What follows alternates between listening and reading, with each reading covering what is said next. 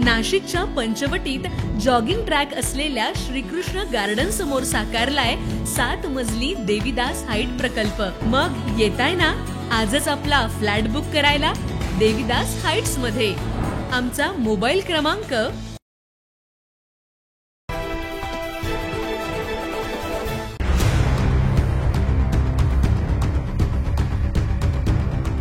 गेल्या आठवड्याभरापासून नाशिक शहरासह गंगापूर धरणाच्या पाणलोट क्षेत्रात जोरदार पाऊस सुरू आहे। या सततच्या पावसामुळे गंगापूर धरण पूर्ण क्षमतेने भरलंय। स्थानिक प्रशासनाकडून गोदावरी नदीतून मोठ्या प्रमाणात विसर्ग सुरू करण्यात आलाय।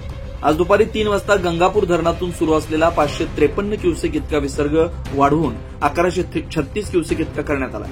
या पाण्यामुळे रामकुंड परिसरात गोदावरी नदी दुथडी भरून वाहत असल्याचं पाहायला मिळत आहे। अचानक वाढलेल्या पाण्यामुळे रामकुंड परिसरात धोक्याची परिस्थिती निर्माण झाली होती, तर नदीकाठी उभं असलेल्या 4 चाकी पाण्यात अडकून पडल्या होत्या। मात्र अग्निशमन दलाच्या जवानांनी स्थानिक नागरिकांच्या मदतीनं आणि जेसीबीच्या साह्यानं हे वाहन सुरक्षितरित्या बाहेर काढण्यात आलं।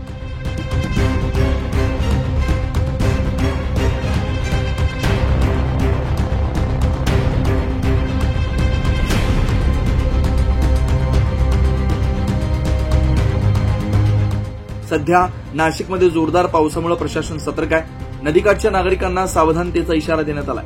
गोदावरी नदीकाठी अनावश्यक गर्दी न करण्याचं आवाहन देखील स्थानिक प्रशासनाकडून करण्यात आलंय। 9 न्यूज महाराष्ट्र ब्युरो, नाशिक।